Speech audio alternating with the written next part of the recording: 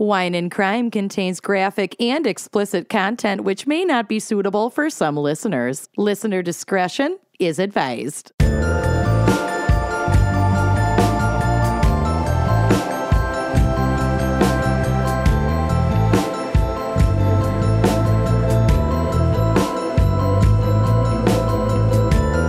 You are listening to Wine and Crime, the podcast where three friends chug wine, chat true crime, and unleash their worst Minnesotan accents.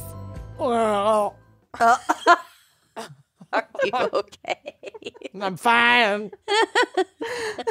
She's just weighed down by her luscious locks. Her body is ready. Well, we unleashed something on this show. I was like too guttural, and I ate potato chips like 3 minutes ago. So the combination of how guttural that voice was and a spare chip fragment I yawned. proved too tempting for some of them. I yawned yesterday, and for some reason, it sent me into a fit. A tailspin. I had to go get water. The other day, Zach goes, he took a sip of water as he's driving in the car and he choked. And then he goes, I think I'm getting worse at drinking water. Oh, 100% same. He has a drinking problem. Here's what my theory is that since the onset of COVID, I've been socializing myself to not cough, and then the act of trying to stifle a cough makes it 1,000 times worse. And it's I don't have COVID, I'm just bad at drinking water. I have a drinking problem. Corey is getting over a cold, and he's been coughing so fucking much that now he coughs like a toddler, That doesn't cover it. Just the open mouth. Yeah, just We can all picture it. Yeah. My niece is here in town. Well, both of them are here, but one of the two just fully coughed in my face last week. Yeah. Just Yep. Auntie Amanda. Oh, you are foul. When my nephew was a baby, he sneezed into my mouth, and led to the worst cold I have ever had. Oh, I read this really cool thing, though, about why we feel such a strong compulsion to kiss babies, and it's to pass pathogens back and forth so that their bodies really, learn. I don't want He theirs. was doing you a favor. I know. He's doing you a favor, though. It That baby. it was on par with my second vaccine shot. That's how bad it was. Oh, no. Really knocked you out for 24 hours. Oh, it was bad. As an infant / toddler, I was a big sneeze onto the plate of food the second it is set down on the table. Oh, Why? Classic.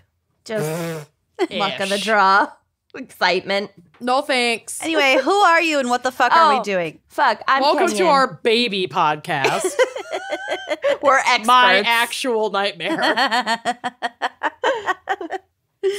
Who are we? And I what are said we? her it. name. You missed Oh. it. Oh, I'm Lucy. Who the fuck I'm are deaf. you? I'm Amanda. All God. right.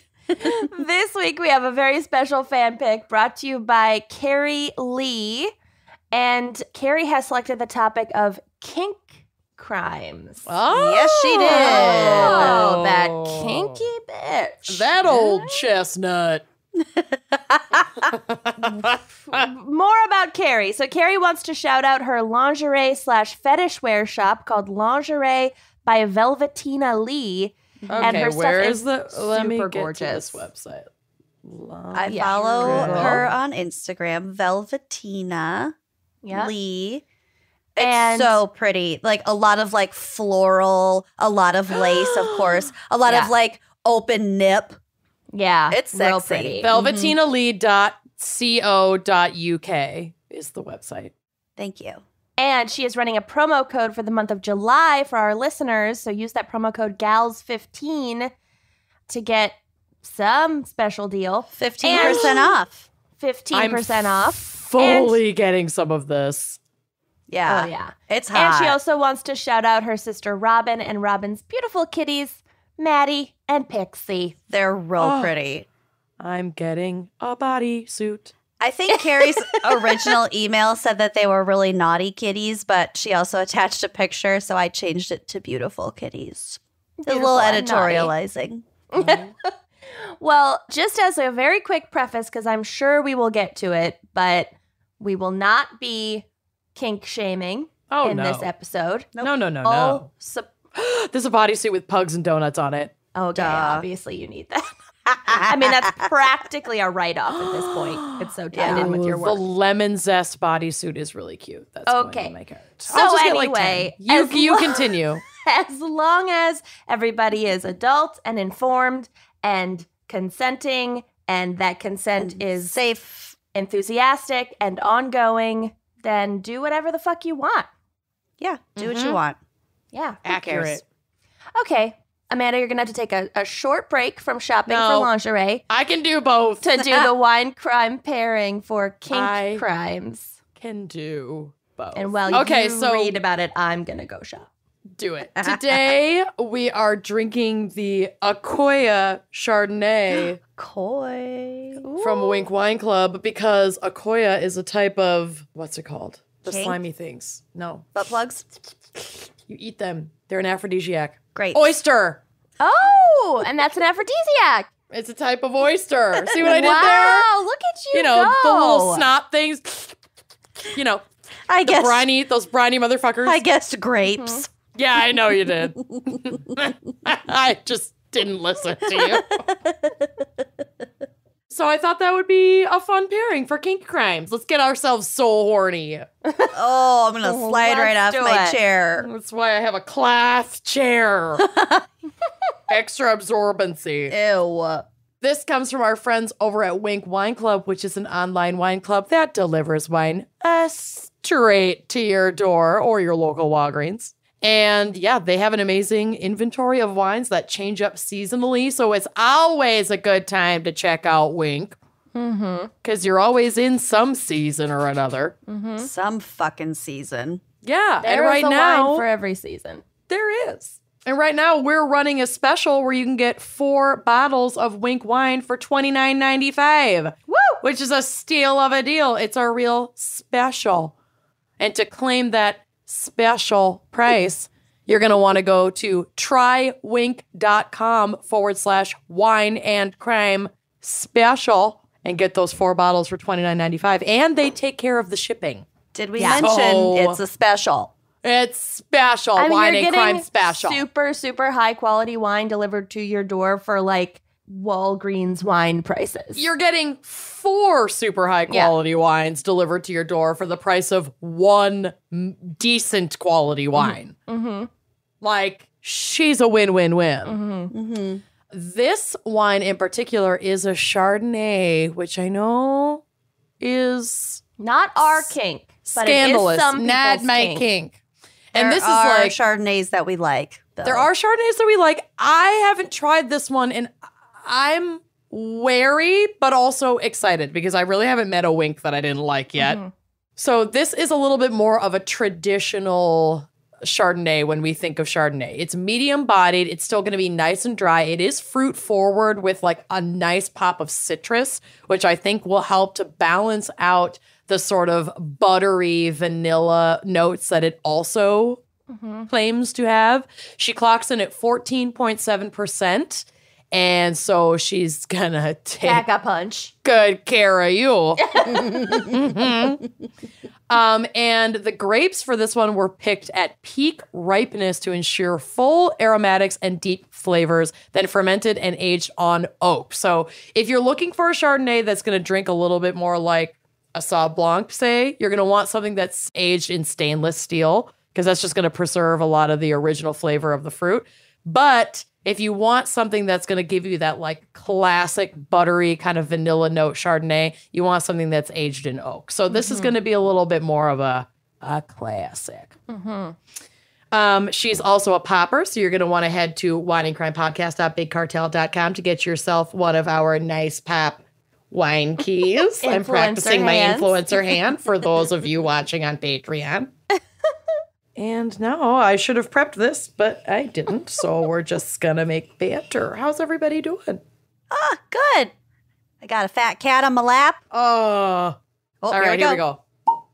Oh, that was a buttery pop. That was an enthusiastically consenting pop. Okay. She cute. Mm-hmm. I like her. Oh, there's a hair on my wine bottle. Oh. All Yours right. or Bill's? Cheers, All right, everybody. well, cheers. I'm drinking a bourbon. It felt right. Kentucky woman. I'm drinking water because I got a cold coming on. Not pregnant, thanks to everyone who asked during our live stream. Sometimes we do occasionally drink water. It's weird. It's weird like that. All right, Lucy, what is our background and maybe psych for kink crimes?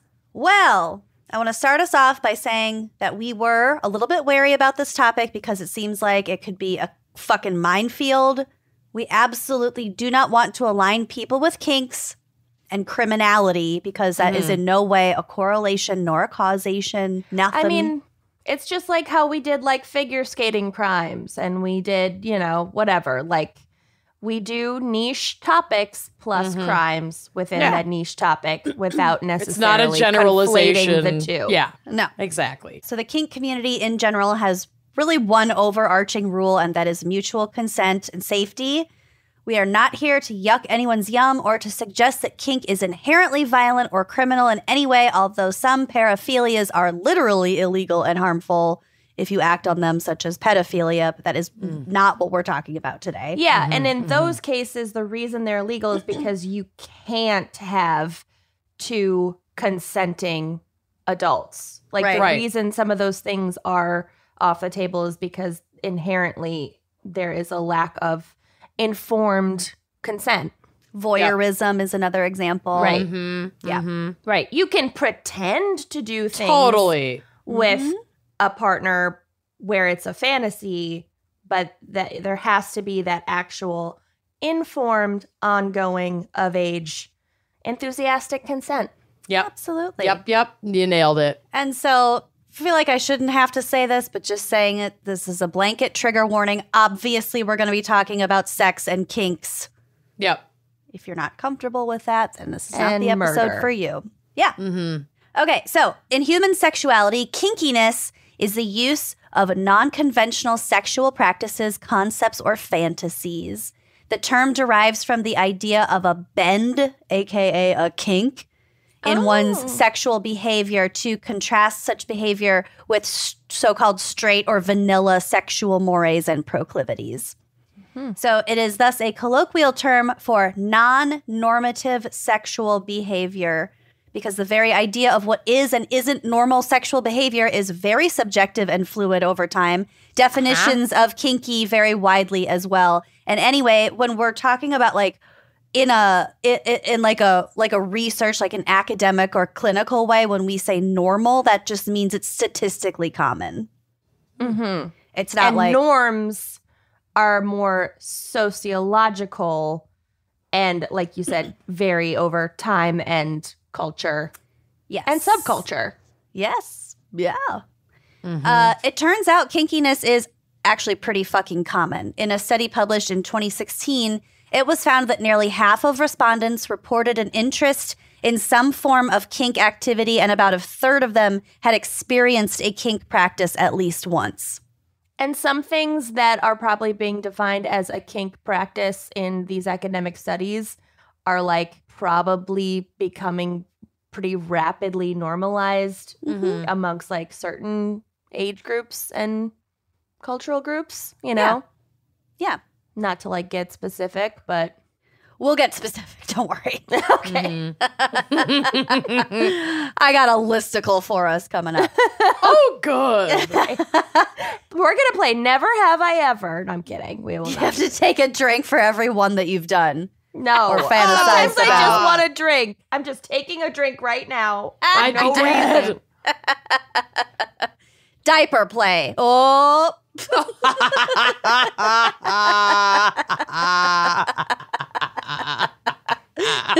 Swallow it down. How's that bourbon feel like- taste? Kenny just starts chugging. Well, you found it. I feel like anyone who's actually changed an actual diaper is probably pretty opposed to diaper play, but maybe not. Maybe not. Some of the things I've seen in real baby diapers, I don't ever want to see again. Baby Bridget's poop that Baby made you Bridget's physically vomit while green poop. cradling a baby just throwing I had to hold your hair back. Thank God I was babysitting with you. Womanhood is beautiful and strong. Is it? Or is it foul? Okay. No yucking of the yums in this episode. Yeah. I'm yucking that yum. The diaper yum. Kenyon's diaper yum. I'm yucking. Not any yucks that we throw out in this episode are entirely personal yucks. Yes. But you can do your yum. And also, we did not invent that phrase, but it's a good one. We didn't invent that phrase. I've gotten a couple of questions about that. Okay. So just a quick word about normalcy, and this is a quote from a Vice article. Centuries of sexual policing by religious, medical, and political establishments, not to mention entrenched racism, sexism, homophobia, and colonialism, have really done a number on our collective sexual subconscious, as well as our beliefs about what kind of sex we are supposed to have. Remember when fellatio was considered a felony? It wasn't that long ago. I still consider it a personal felony. Only to receive is it okay? There's a time and a place. And that time and Only place in the is the shower. Yeah. Anywhere else, it's a felony. Yeah. Fun fact, in 1778, Thomas Jefferson wrote a law in Virginia stating that men who commit polygamy and sodomy should be castrated and women should be punished by, quote, cutting through the cartilage of her nose a hole of 1/2 inch in diameter at least for either polygamy or sodomy. Cool. I don't know if it's like the top, like the bridge of the nose or just like a piercing. Yeah, it sounds like some sort of large piercing so that the women can just always be identified as having committed this crime. It's a scarlet fucking letter. Yeah, on their nose. And the men, it's a little more private. I see what you did there. So it's no wonder that a great many Americans feel guilt, shame, and anxiety about what they desire.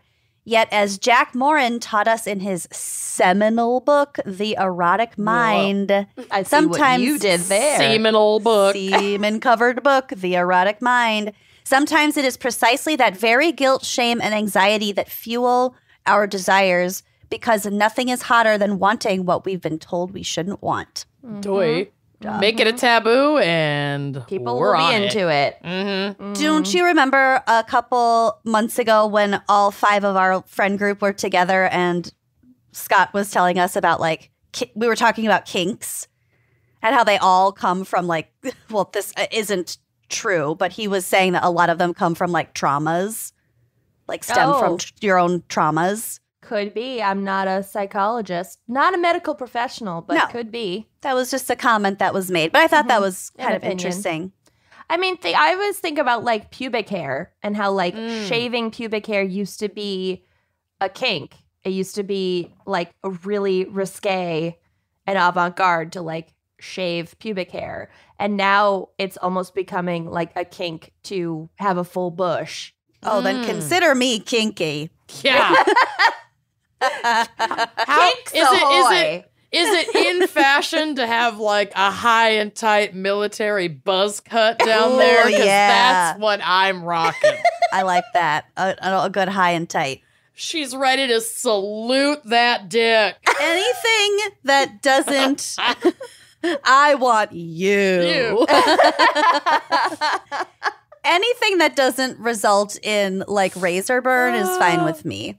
Yeah, exactly. Yeah. Okay, so the term kink has been claimed by some who practice sexual fetishism as a term or synonym for their practices, indicating a range of sexual and sexualistic practices from playful to sexual objectification and certain paraphilias. Some draw a distinction between kink and fetishism, defining kink as enhancing partner intimacy and fetishism as replacing partner intimacy.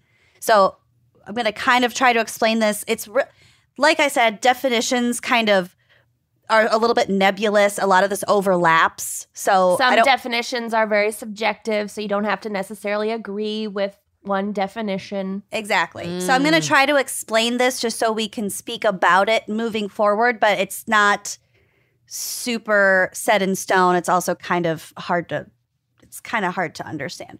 So in general, a fetish is a sexual fixation on a specific object or act that is absolutely necessary to a person's sexual gratification. Often it's something that may not be inherently sexual, like shoes, leather, or splashing, which sounds fun. I'm going to flag that. What is that? Splashing. I think it's, I don't know, splish, splash. I don't know. Splashing. Let's Google it. Splashing. Splash. Soft splashing sound as one moves. I don't think that's right. Urban Dictionary. Here we go. Sensual food exchange. Oh, like so like that. baby birding. Covering another person in foods of different tastes, textures, and temperatures. Eating the food off said person is optional. It is a common practice for the splashee to be nude so as to heighten the feeling of the food on their bare skin. I mean, there are restaurants that do this with sushi. Isn't that like a really hot scene in like 9.5 weeks or something? Probably. Isn't that a I can't sexy remember. movie? 9.5 weeks. They're like sitting in front of a fridge at night and they're like in their underwear and they're just like putting food on each other and whatever. I Anyway, mean, I don't know. I've done it with wine. you've dumped wine on Splish, your partner. splosh.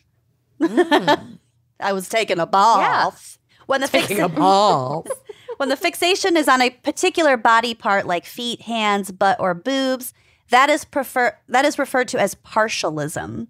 So with partialism, one part of the whole body is isolated and sexually charged or objectified, says sex therapist David Ortman. One can have a fetish for corsets or leather belts, but if one also is erotically obsessed with the slender, defined waist, that is the partialization. Okay. Kink, on the other hand, is a broader term that encompasses a bunch of alternative sexual interests, preferences, or fantasies that go beyond your run-of-the-mill missionary cis hetero sex. Okay. It might involve BDSM, role-playing, or impact play such as spanking and whipping. Fetish is heavily tied to having a psychological need for those specific objects or acts in order to experience pleasure and or orgasm, whereas kinks can just add to a sexual experience but aren't necessarily needed to achieve sexual release, says a sex educator who goes by the moniker Dirty Lola. Love that. Interesting. So that is interesting. I didn't know that. So fetishes seem to be a little bit more required more for intense. performance. Yes, fetishes are necessary and kinks are Funsies. just funsies. exploration. Yeah, so all fetishes are kinks, but not all kinks are fetishes. Oh. For a particular person. Probably Sure. all different kinks are somebody's fetish. Probably. Yeah. Right. Yeah, maybe. I don't know. Probably. So paraphilias are sexual interests in objects, situations, or individuals that is considered atypical. So the DSM-5 talks about paraphilias. It draws a distinction between paraphilias, which it describes as atypical sexual interests, and paraphilic disorders, which additionally require the experience of distress or impairment in functioning. So we're not talking about disorders here. Right. I'm kind of thinking of it as like kinks. Kink would be like, I'm a spiritual person. Fetish would be like, I belong to this church, and through this church I attain salvation. And paraphilias, Jesus is the one and only Lord and Savior. That's Right. a fetish. Yeah. and then paraphilias. As I look at my Grandma Helen's crucifix, and the Jesus is so sad and just looking at me. What are you doing? How did I end up here in this pink boob room? She'd be so Listening to disappointed in you. Shuck it, Jesus. Yeah, that Jesus is not very proud of you right now. Judgmental Jesus. Yeah. He's even frowning like, Jeez. Judgy Jesus. it might be becoming my kink to bang in front of this Jesus. Okay. Back to this metaphor because it's Wait, helping me understand. I have one more thing to say about crucifixes. Okay. I'm moving this to the bedroom. My Quick anecdote. the bedroom ceiling. Instead of a mirror, it's just a dying Jesus. But behind like plexiglass for easy clean. Yeah, I don't want her to get dusty. Ew, or sticky. Or She wet. deserves better. My sister went to a funeral recently, and it was in a Catholic church. And we grew up in a Catholic church, but I guess it didn't have quite like the idolatry everywhere, the paraphernalia. And this was a very intense Catholic church, and there was a big old crucifix, and Jesus had like all the like gory wounds, and his blood from the crown of thorns, and his eyes were like rolled back, and his mouth was like agape, and she just was staring at it the whole time. And I was like, I mean, those were my favorite crucifixes. I liked those ones. That explains a lot. Remember what Scott said about how kinks are usually related to childhood traumas? I don't recall. Maybe I need a crucifix for my bedroom too. Okay, so back to the metaphor, because I think it's helping me understand. Okay. Kink is just like, I'm a spiritual person, but I'm into exploring different things. Fetish is like, I belong to this one recognized church. There are lots of other members, but we are only into this one church. We don't dabble. Yes. And paraphilias are cults or non-recognized religions because there are fewer members, but otherwise probably similar type things. And then the like bad the paraphilic disorders are the like bad cults, because some cults are kind of fine, like I concur. Sure. I'm glad this is helping you understand. Because this And then is cats in bonkers. wigs. Where do the cats come in? Whatever. I think, like I said, Someone out there got it. I get it. I think as a definition, a cult is sort of a predatory But some aren't that bad. situation. I don't know. Ekankar, their god lives in like Orlando, and everyone sends him money. But I don't think anyone's died. That's predatory. Not that we know of. Okay. Yeah, like I think there's an awful lot of overlap when it comes to defining a specific interest or desire. Could be a paraphilia, could be a kink, could be a fetish, could maybe be all three. So I don't feel qualified to agree or disagree with your analogy. Sure. Okay. So it was very creative, and I'm happy that it's helping you navigate this episode. Thank you. Okay. Okay. Boy, howdy, there are a lot of paraphilias. Like I said, many of which are overlapping. So we have Dr. Anil Agrawal, who is a professor of forensic medicine in New Delhi. And he published a book on sexual pathologies in 2008, in which he compiles a list of 547 different paraphilic sexual interests. And I will be reading all of them now. Yeah. Not in all of them. Gaelic. In alphabetical order. Alaska. A-L-A. They actually are in alphabetical order by their name, because they all have different names. But they're all in like Greek. They have like Greek and Latin roots. So just to avoid a lot of time making awkward guesses at the correct pronunciations, I was just gonna skip the names. But yeah, 547 paraphilic sexual interests. And he sort of prefaces this list by saying, quote, "Not all of these paraphilias have been necessarily been seen in clinical setups. This may not be because they don't exist, but because they are so innocuous that they're never brought to the notice of clinicians, or they're dismissed by them." So like allergies, I love this. Like allergies, sexual arousal may occur from anything under the sun, including the sun. Oh, okay. Okay, so these are just some. I'm not going to say these are like the weird ones, or like they're the ones that A random smattering. I'm not making fun of any of these or calling them out for any given reason. I'm just trying to illustrate the huge variety of things that any random person could be sexually interested in. I'm also skipping some more of the more triggering ones, such as pedophilia, because we covered it. know that exists. Yep. The first one, the image of oneself as a vampire. Us in elementary school. Yep. Yes. The image of oneself in the form of a plush or anthropomorphized animal. So like furries. People with amputations, or being an amputee yourself. Feces, also known as scatophilia or fecophilia. Get it. I'm the scat man. Legs, just legs in general. Just legs. Just legs. Smoking, being robbed. Kenyon's favorite, diapers. Can we not? I just like making up rumors about you. She's the scat girl. Gwen. She voted for Trump. She strapped on her Sunday best diaper. Yep. And crawled down to the polls. Sure did. Pampers over here. Yep. We call her Pampers. Sweet baby P. Oh. So we love you. The diapers thing is considered overlap with paraphilic infantilism. So, again, we're kind of towing the line of squicky. We're not really going to talk much about that. Trees can be turned on by trees. Love that journey for whoever. Tears or crying. Can you imagine being turned on by other people crying? Absolutely, my king. I feel like a lot of men. At a funeral, you're just like, yeah. Care to stand up and say a few words? No, it's okay. No, it's okay. I forgot my binder.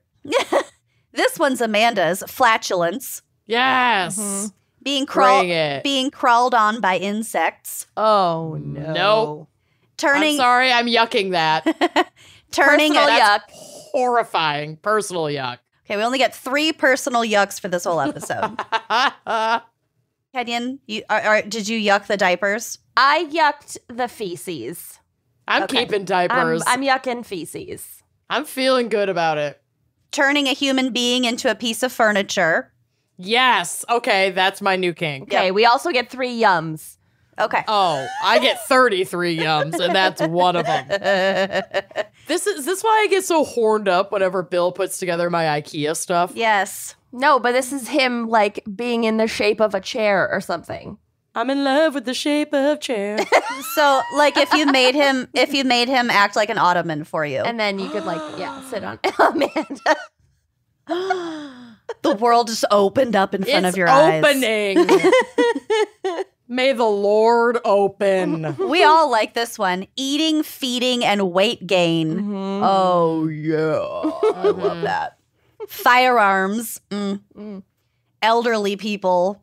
I can't even watch the old people parts in The Notebook. I skip. I fast forward. She does. Well, especially the end. With the geese flying? Are you fucking kidding me? No. Yeah, the sepia. I'm good. I'm just here for Ryan Gosling. We're good. Drinking or looking at blood. Enemas. Okay, I'm linking that as one personal yuck along with scat. Okay. Enemas? Or the blood and the enemas? Just the enemas. Okay. Immersing one's genitals in liquid. I like to take a lot of baths. That's a yum for you. That's definitely a Breast yum. milk. Breast milk. I'm going to yum this one. Giants. Really big people. Remember when you went to that bar with the low ceiling and the basketball team? Yes. Came all night.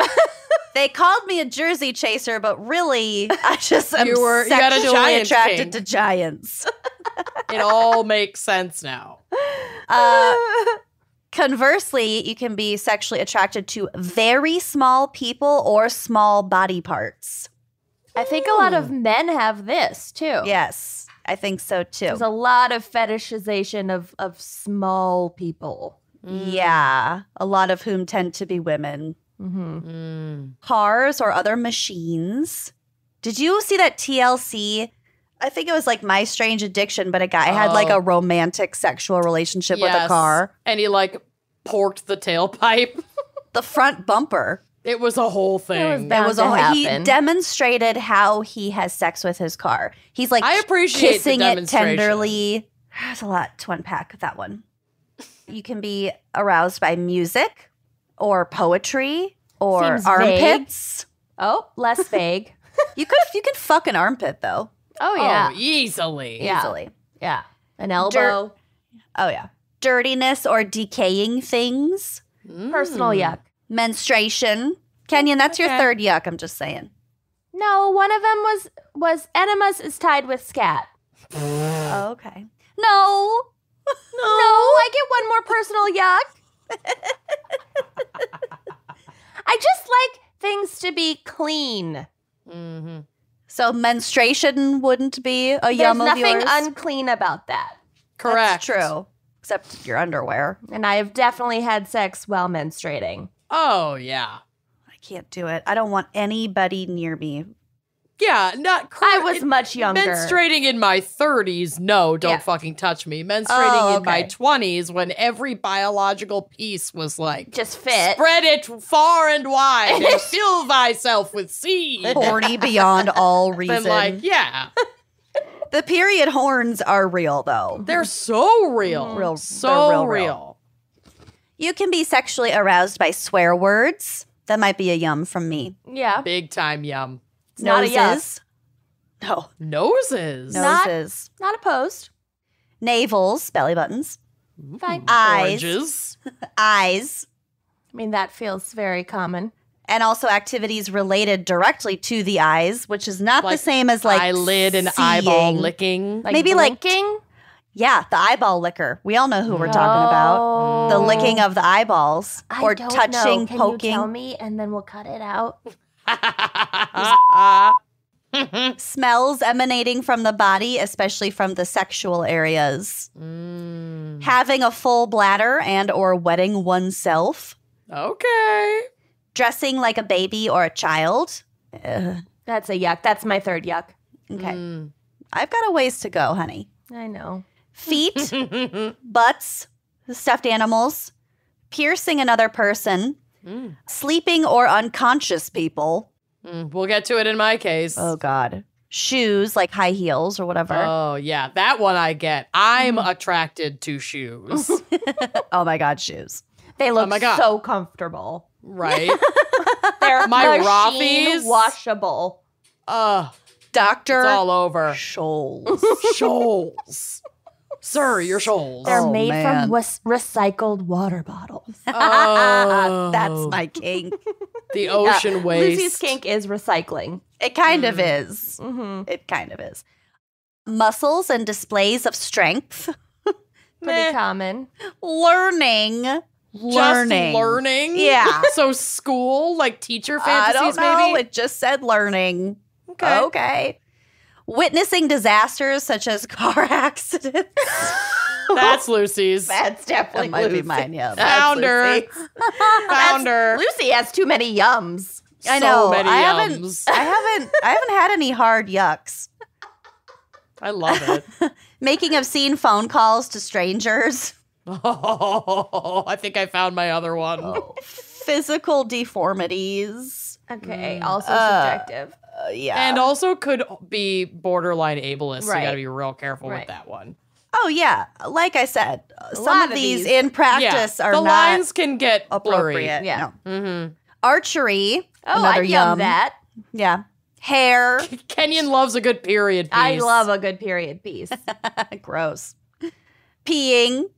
Being swallowed whole.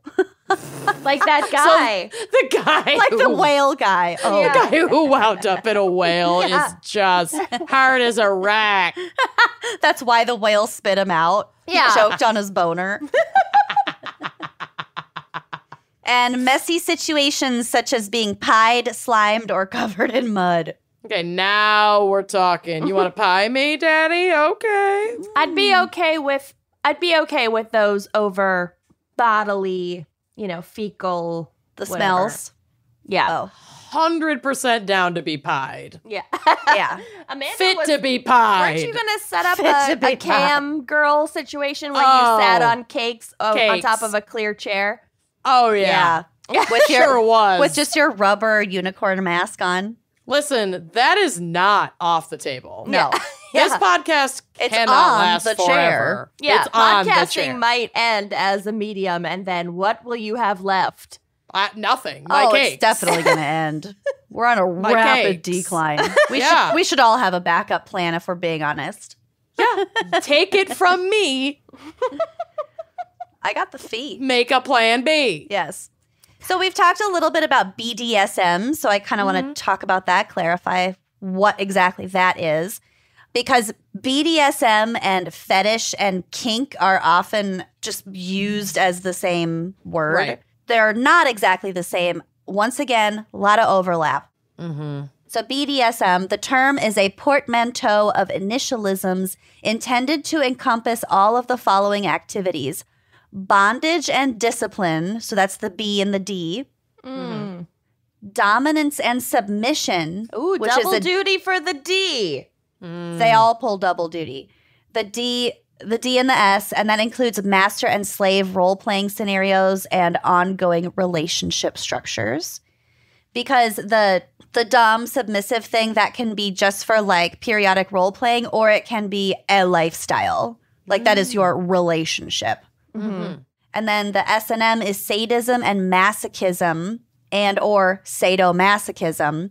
It is the giving and receiving of pleasure from acts involving the receipt or infliction of pain or humiliation. According to Grammarist, the Grammarist, sadism is the practice of obtaining pleasure by inflicting pain and suffering on another, while masochism is the practice of obtaining pleasure by inflicting pain and suffering on oneself. And it's based on the Marquis de Sade. Sure is. And masochism is based on another author whose name I don't remember.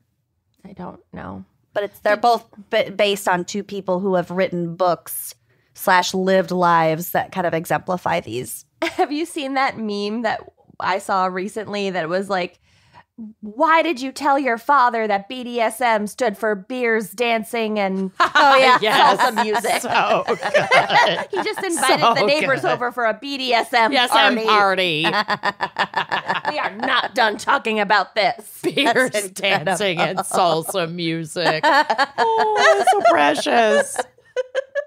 Love that.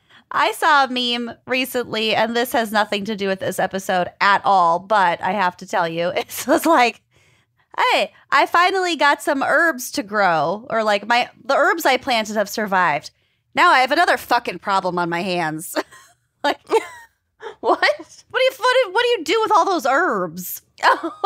Like, you never need all the herbs that grow. I have a pot of cilantro in my kitchen right now. I haven't used any of it. Because I thought it would die immediately.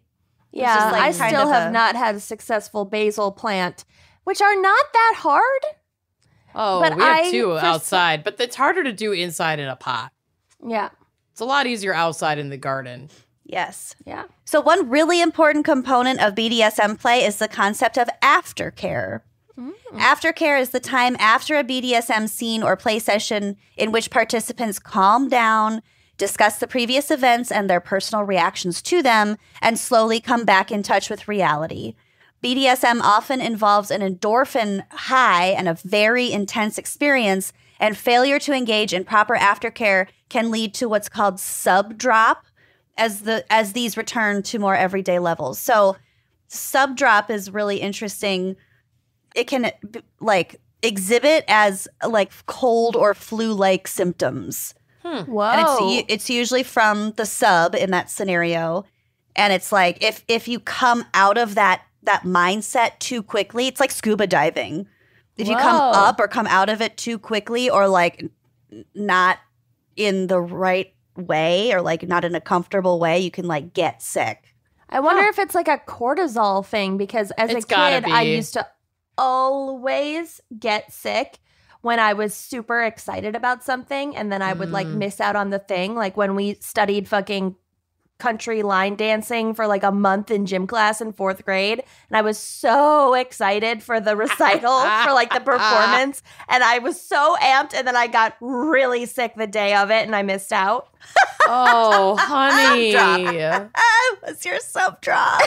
I'm Country line so dancing. sorry. Yeah. Country line dancing is your fetish, I would say. I do love a choreographed dance. Oh, yeah. What were we going to learn? Wow. The foxtrot? Yeah. Oh, my God. Okay, so yeah, aftercare. In some BDSM relationships, such as the D and the S, the dom and the submissive, dom sub, Aftercare may involve the dominant caring for the submissive if physical pain was inflicted, such as applying baby oil to areas that were struck during play. And I read about aftercare in a couple different articles. It can just be sort of like especially if your kink or whatever your play, your BDSM play, whatever you were doing involves like humiliation or some kind of role playing where like intimacy and kindness isn't involved, and that person is like a romantic partner of yours. Yeah. It's important to like, maybe like take a shower together. Yeah, afterwards, kind of reinstate just your feelings of comfort. Your regular dynamic. Sure. And just your feelings of safety and comfort.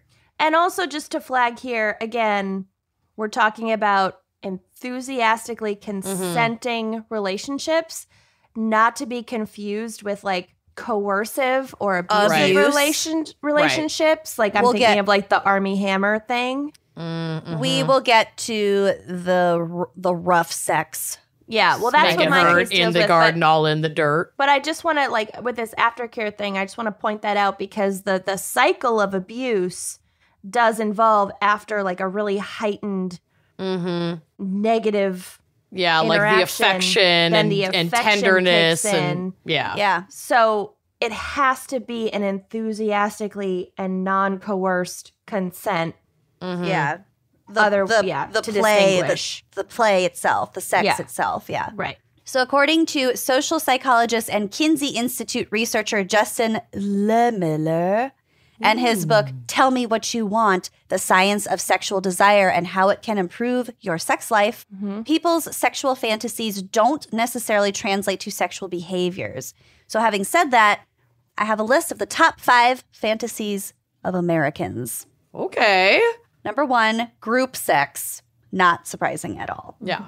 And that can be with just a third person, or it can be like a full-on orgy with like dozens of people. Sure. BDSM, which we just talked about, and actually in particular, BDSM with submission as the most popular role. That's so interesting. It's like 65% of respondents. It was something like it was over 2,000 respondents. So it's a pretty big pool. But like 65% of them expressed a desire to be like the sub. Novelty and adventure. So what that means is that it involves sexual activities that one has never done before. We could technically include BDSM and group sex in this category as well. So, as with my whole segment, lots of fucking overlap. Right. Could also involve unique settings like an airplane or the beach.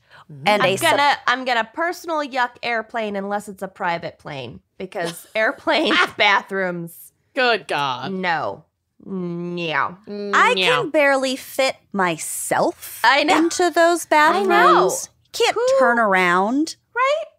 Bend The in any kind of. Where would you go? Right. There's not even that much vertical space. No. You couldn't crouch down to like give a blowjob or Couldn't anything. do anything. I mean, some people figure it out, but Right. Some people are brilliant geniuses. some people are smaller than me also. And a surprising or thrilling encounter such as screwing in public, incorporating food, trying out a new toy.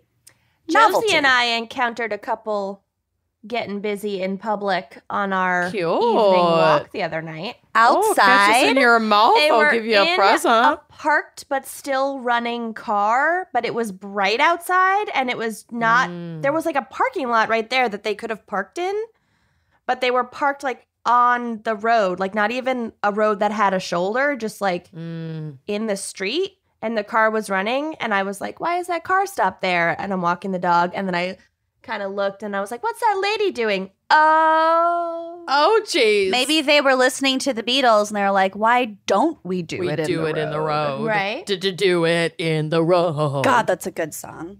It is. Canyon will be watching us. Why don't we do it in the... 4th is taboo sex. which Song includes play.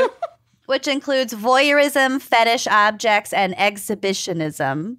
So maybe they it was were the exhibitionists, and technically you were the voyeur. Yep. I didn't mean to be accidental voyeur. Well, I looked away once I realized what was happening. I would have watched. I was like, I hope the end of that sentence is not looked away. Maybe I'm a I voyeur. would have watched. And then partner sharing and non-monogamy. Again, enthusiastic consent, people. So I would like to end my segment with a word about consent and abuse. We've talked about this a little bit, but this is some really good information from Them, THEM. I believe it is like a kind of queer-oriented magazine. Cool. Regarding the topic of rough sex, kink, and abuse, and the perceived gray area in between. And like I said, this is sort of oriented towards queer people, but it applies to everybody. Queer kinksters can feel particularly vulnerable, especially if they're not out about their identities. It's hard enough to come forward about abuse when you're a straight cis person who has vanilla sex. Being queer and or trans and kinky in a world that sees those identities as incompatible with what a real, quote unquote, real abuse victim looks like can make things even more difficult. But there's a very big difference between kink and abuse, and being kinky does not obligate you to do anything that you do not want to do. Exploring kink and BDSM does not mean foregoing consent entirely. Consent is crucial in any and all sexual activity. If you're thinking of getting into kink, consider having extensive conversations about boundaries well before any play starts to take place. That might take the form of a yes, no, maybe list where partners let each other know what kinds of activities they are and are not into. Yeah, set some boundaries. Have conversations. It might be awkward, but it's necessary. The alternative. Or it might include explicit instructions about what kinds of sensations or dirty talk are acceptable. So things like, I like having my nipples touched but not pinched. yank. Pinching the nipples. I Yeah. don't like it. Yeah. Careful with that one, to pals. be in pain. Yeah. Yeah, I don't like that. Or something like, you can call me sir, but I don't like being called daddy. Both equally valid. If only some people respected other people's boundaries around not liking the I'm not daddy calling thing. you daddy. I don't have to respect your We boundaries. did call her Pampers a couple of times. Well, yeah, she seemed fine with it. We didn't talk Whatever. about it beforehand. Whatever. Whatever. Okay, we should stop othering Kenyon. She's Too late. We'll fly in for late. your aftercare. Thank you. Yeah. Yeah. Okay, when people are planning elaborate scenes and role plays, it's a good idea to outline how everyone expects the encounter to unfold. You don't want to be surprised. Yeah. Yeah. In order for a scene to be truly safe, the more vulnerable party always needs to be the one who sets the boundaries and calls the shots. If someone is going to be submissive or at the receiving end of pain or sensation play, they get to say what is and isn't acceptable and establish what counts as going too far. Because, like, if you're going to be, like, tied up, for example, or, like, handcuffed, you Yeah. have got to be communicative about what you are and are not okay with. Right. Yeah. A pre-established safe word is also a good idea. In scenes where the words no or stop might be part of the role play, a safe word, which is a mutually agreed upon designated word that takes the place of no or stop, gives the submissive a direct way to let their partner know that they need to slow down or end a scene. Many people like to choose their own safe words, but one common set of safe words is inspired by traffic lights. So red means stop. Yellow means slow down, or I'm not totally sure, but keep going, but just be aware that, like, not totally sure. And green means everything is perfectly fine. Interesting. In scenes where a verbal safe word isn't possible, for example, because someone is gagged, partners will work out nonverbal safe words to ensure everyone's boundaries are respected. And again, that consent, it needs to be ongoing. So just because you quote unquote agree to something beforehand, you can absolutely change your mind at any point, and then it needs to stop Sure Yeah. can. or change. You know, So, quote, kink always allows for somebody to end it. It always gives somebody the opportunity to say no, and the other person will always respect it, says Kay Burdo, a Vermont-based alternative sexuality and relationship educator. If you use your safe word and your partner continues the scene, that is abusive. If your partner doesn't allow you to set boundaries or ignores your requests in pursuit of their own desires, that is also abuse. Kink can be thrilling, terrifying, emotionally exhausting, and sometimes incredibly overwhelming, but it should always be consensual, and everyone participating in a kink experience should always feel respected, supported, and like their boundaries are inviolable.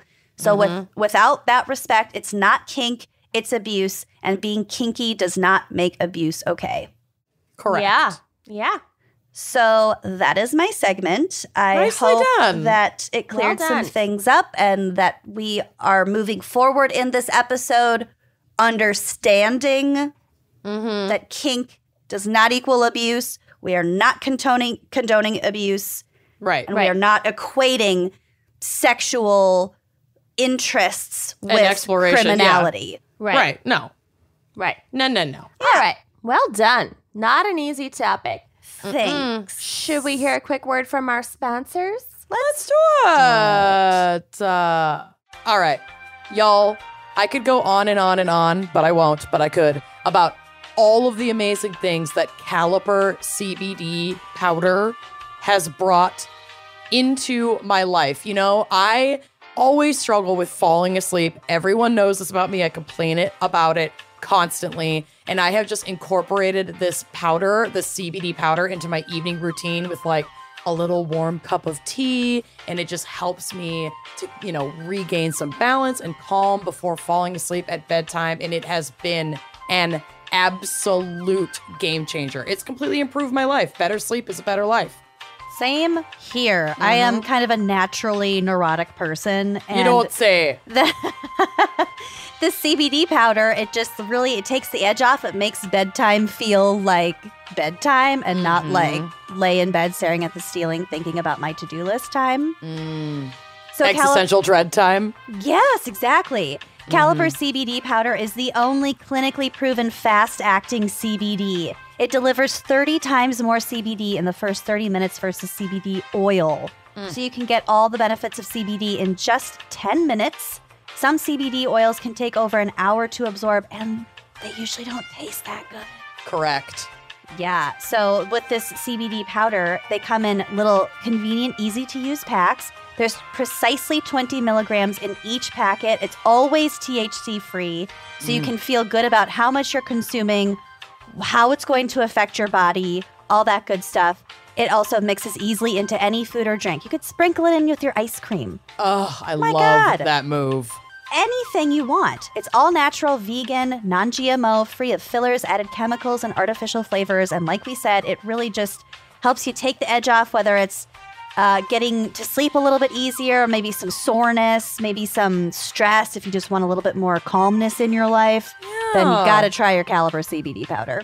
Yes, and you can get 20% off your first order when you use promo code WINECRIME at trycaliber.com/winecrime. You can try Caliper CBD risk-free for 30 days. If you don't love it, they'll give you a full refund. You heard it, people. Full refund. That's trycaliber.com/winecrime. Do not forget promo code WINECRIME for 20% off your first order and treat your wellness. Trade it.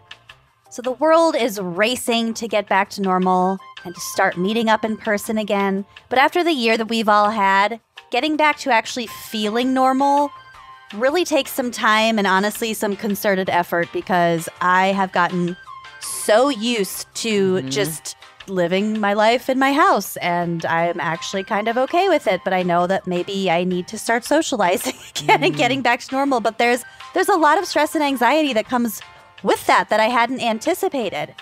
So prioritizing your mental health, especially now, is so, so important. If you are feeling overwhelmed by it all, you are not alone. So again, it's so important to find the support that you need to face those feelings and to move forward into this brand new day. Yes, and you know that I have been a Talkspace user for years now. So I feel very blessed that I actually had this resource already established before COVID really hit, because it was an absolute lifeline for me over the last year, and it will, I'm sure, continue to be throughout the remainder of my life. It's amazing. So whether you are a parent, a student, a millennial, or just somebody having a hard day, just an average person, Talkspace can provide the support to help you feel better with a single message. Talkspace offers individual and couples therapy in addition to medication prescription services.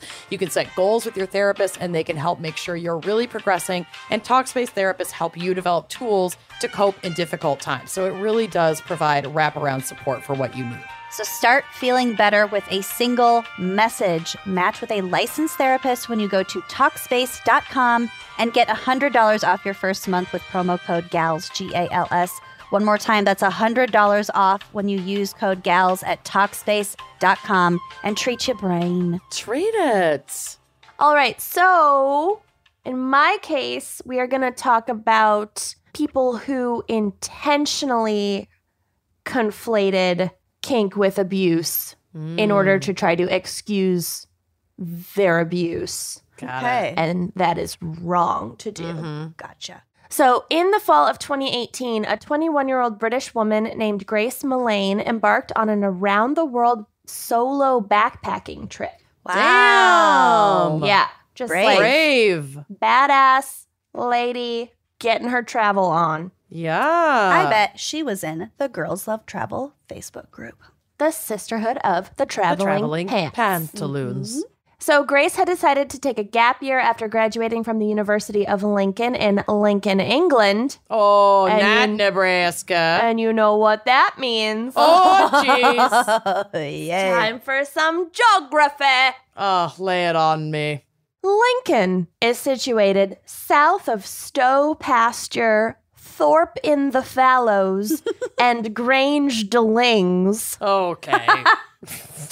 West. Those are each different town names. West of Potterhanworth Booths. I swear to God, they just open the dictionary and Yeah. point at a random word. None of these Combine make it sense. with another word. I think they just hang words on a dartboard Yeah. and Yeah. go to the pub. The pub at Potterhanworth Booths. Let's play Name the Town. Down at the pub. Let's get wasted then- and play darts.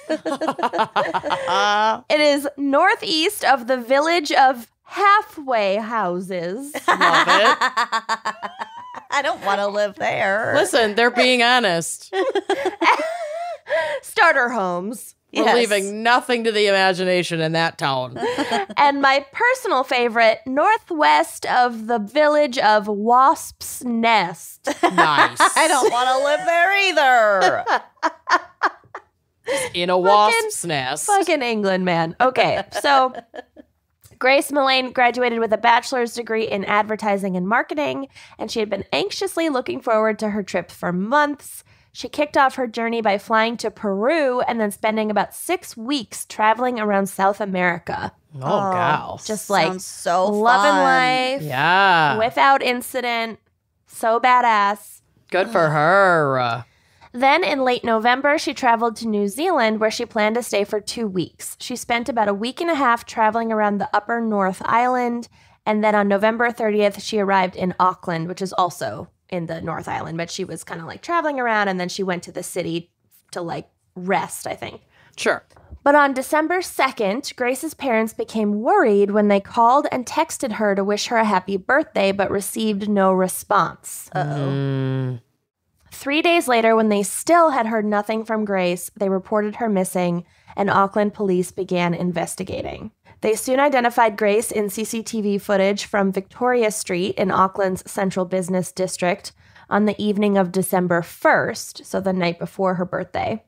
In fact, because Grace had spent the evening in a highly trafficked part of downtown Auckland, almost every second of her last evening alive was captured on surveillance footage. So Wow. they could like really absolutely piece together where she was at each point in that evening. Yeah.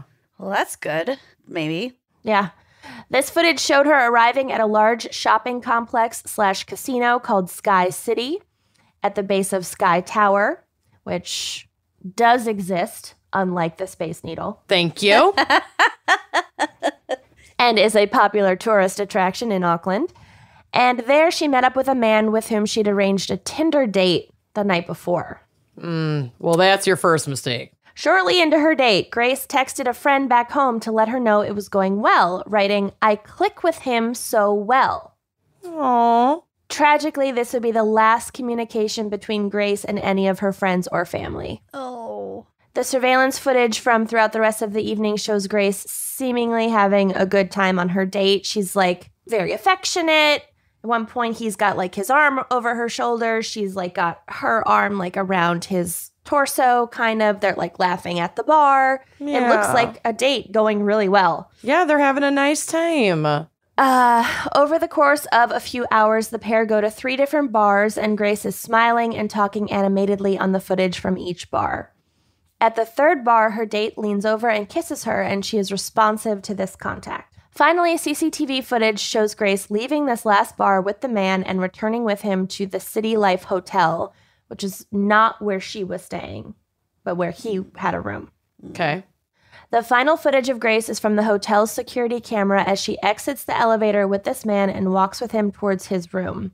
She's never seen again on any security footage. Oh, God. Oof. After authorities recovered this footage, they began searching for the identity of her Tinder date. Upon review of Grace's Facebook page, they saw a comment on her recently updated profile picture by someone named Jesse Kempson that had been left at 9:29 p.m. on December 1st. So during the time of the date, they were out together at 9:29 p.m. Oh. Okay. Curious. So there's a comment from that time on her new Facebook picture. The surveillance footage of Grace's date showed him pulling out his phone and typing something at exactly 9:29 p.m. So they believe that he is the one that left this comment.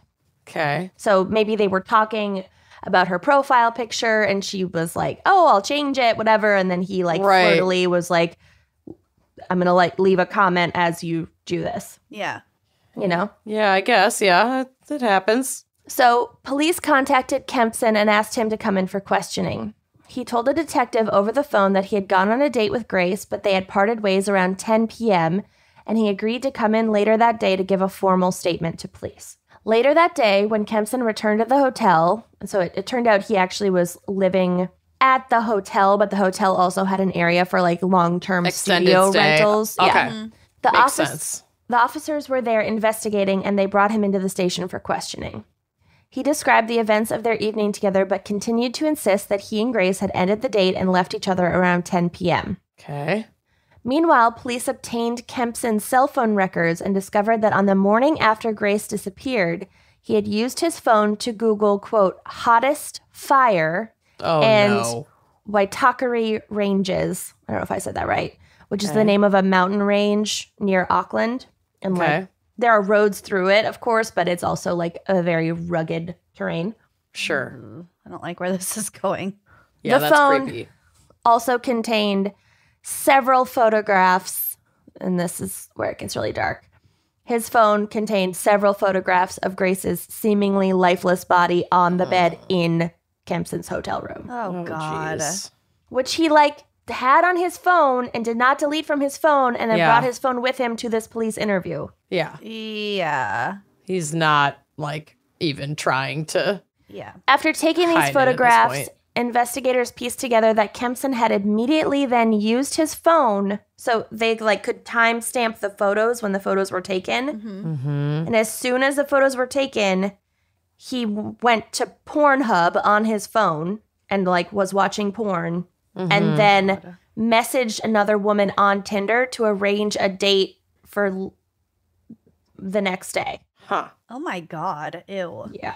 Working to reconstruct Kempson's movements on the day following Grace's disappearance, police were able to find him on CCTV footage purchasing a suitcase at a Oh. store near his hotel, walking to another store to buy cleaning products, Oh.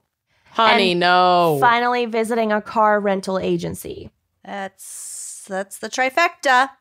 Yeah. He rented a red Toyota hatchback, which he used to drive to the new Tinder date he had arranged for that morning, so the morning after she was murdered. Uh-oh.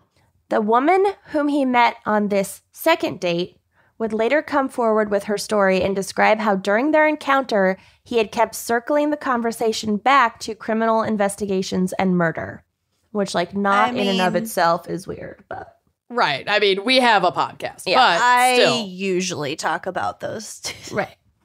But he was weird. So BBC published an account of the date in the woman's own words in which she recalled, quote, he said, "It's crazy how a guy can make one mistake and go to jail for the rest of his life." Oh, yeah, crazy. He told me about a guy he knew in Australia who had consensual rough sex involving strangulation with his girlfriend, but ended up accidentally killing her. And this is like her paraphrasing what he was saying. One of those occasions where you need the non-verbal safe word. Yeah. Mm-hmm. It was an accident. Things went wrong, and he was really upset by that because he loved her, but the guy got done for manslaughter and was sent down for a long time. My God. Got done. Just what you want to talk about on your first date, on Right. your Tinder date. Good Lord. Yeah, that's weird. And then this is her finishing her quote. "What we know now is that this could have been him testing out his story on me." Yeah. Oh, totally. To see how people react to that. Yeah. Clev. Following this super romantic rendezvous, Oh, my God. this morning date where he just talks about rough sex gone wrong. I would have skipped dessert with that guy. Yeah. This ended in the woman feeling super uncomfortable, and she purposely walked in the wrong direction out of the bar so that Kempson wouldn't see where she had parked. Good So for they- her. Yeah. Good They for you, left- honey. Yeah, she talked about it in the interview. It's so interesting. Like, they walked out, and he was parked near where she was parked, or he was headed the way that her car was actually parked, and she was like, I had this weird feeling. I trusted it, and I pretended that I was parked in the opposite direction and went in the opposite direction. Good. So she walks out. He doesn't see where she's parked. He returns back to his hotel room around 5:45 p.m. that afternoon, but soon went out again. This time to rent a carpet cleaning machine, Oh, Jesus Christ. which is Ew. a totally casual thing to rent when you're staying in a hotel. Yeah, soup's Oh, cash. my God. Jesus Christ. This guy is...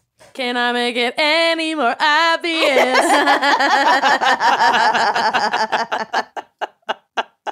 So then CCTV footage shows him bringing a luggage trolley to his room and then leaving with 2 suitcases, one that he'd had with him the whole time and one he just bought that morning, and loading them both into his rental car before returning once again to his room.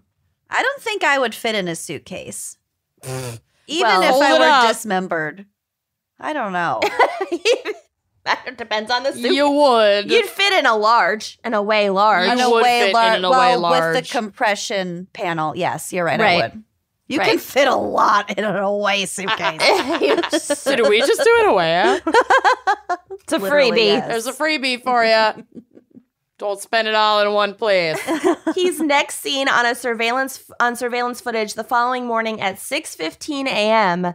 when he was filmed leaving the hotel in the car and stopping at a store to buy a shovel. Dude. Sir. God. Sir, your trail. Your tracks. God. Jesus, loud. Yeah. Also, like, I used to, yeah, I'm not going to go there. Okay. So on the never mind. Not worth it. Not worth the explanation. Okay. On the basis of the surveillance footage evidence, Kempson was arrested for the murder of Grace Mullane. The next day, her body was discovered near a roadside in the Waitakere Ranges inside a suitcase and then buried in a shallow grave. So he didn't even, like, this lazy fucking asshole. Yeah. He was I mean- very full of himself, obviously. Yeah, did not do a great job covering his tracks. And there's a wide wilderness, Yeah. and he, like, didn't go into it. He's just a fucking lazy, stupid, murdering moron, and I hate him. Piece of garbage. Took pictures and brought his phone to Yeah. the police interview. I can't. Yup. Yeah, but I mean, it's Not great. at least the family has resolution. Like, at least they were able to find her remains. Oh very yeah, I'm quickly, glad but, he like, was such an idiot, but just Right. like the confidence of a mediocre white man. Yeah. There it is. will never stop just blowing my mind. Yeah, just being baffled by it. So, faced with the overwhelming evidence of his guilt, Kempson now changed his story and admitted that Grace had come back to his hotel room that night because they fucking had their surveillance footage that she did. But he claimed that she had died accidentally during sex after she had requested that he choke her. Kempson's defense attorney would use this narrative at trial to attempt to persuade the jury that he had not intentionally killed Grace. Well, he intentionally bought a shovel and rented a rug doctor and... Right.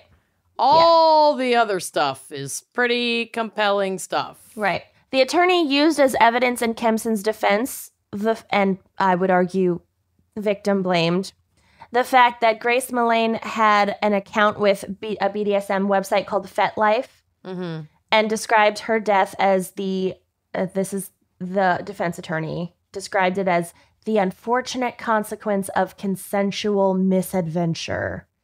Misadventure? It was a murder. Okay. Yeah. No. This is a common and increasingly common defense tactic.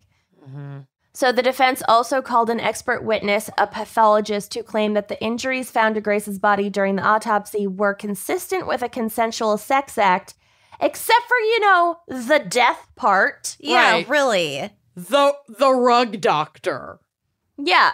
I mean, How about the injury of her being dead? Yeah, Right. she's fucking died. That's not That's a a consensual murder. sex act. Oh my God. well, we'll get to it. Well, yeah, okay. So Kempson's lawyer also alleged that Grace's alcohol consumption could have contributed to her death. Fuck well, of you. course. You know And what? you should have seen what she was She wearing. was wearing. I'm gonna go get a bottle of wine. This is I'm pissing gonna me drive. off. I'm gonna drive off a cliff. This Yeah. is it. I'm done. Amanda. I mean, not to die, just to do it, Okay. just for the experience. According to a 2019 article by Rebecca Reed, which discusses the so-called rough sex murder defense or 50 Shades defense. Oh, I really don't like that terminology. I was gonna talk about 50 Shades and how it is not exemplary of a healthy kink or just a kink relationship. I haven't my read it notes or were seen so- it, but I will trust you. I haven't either, but I I, watched understand one of the the plot movies, line. I mean, but the yeah. power dynamics alone. It's literally Twilight fan fiction with sex It's that they didn't do in Twilight. Like gross, that's the but- author has Yeah. literally said that's what it is. Don't correlate 50 Shades of Grey No, with what BDSM and the No. kink community is, because it's not. And my notes were already far too long to even go into that. So this author writes in this article, quote, "It's an increasingly popular defense. An organization called We Can't Consent to This details women who have died at the hands of a partner, and the partner then later claimed it was a sex game. Of the 59 women, almost a third were in the last 5 years." Ugh. So it's just becoming a really common defense thing because Yeah. because on one hand, people are becoming more aware of like kink and that community and more accepting of it, so you can talk about it to a jury.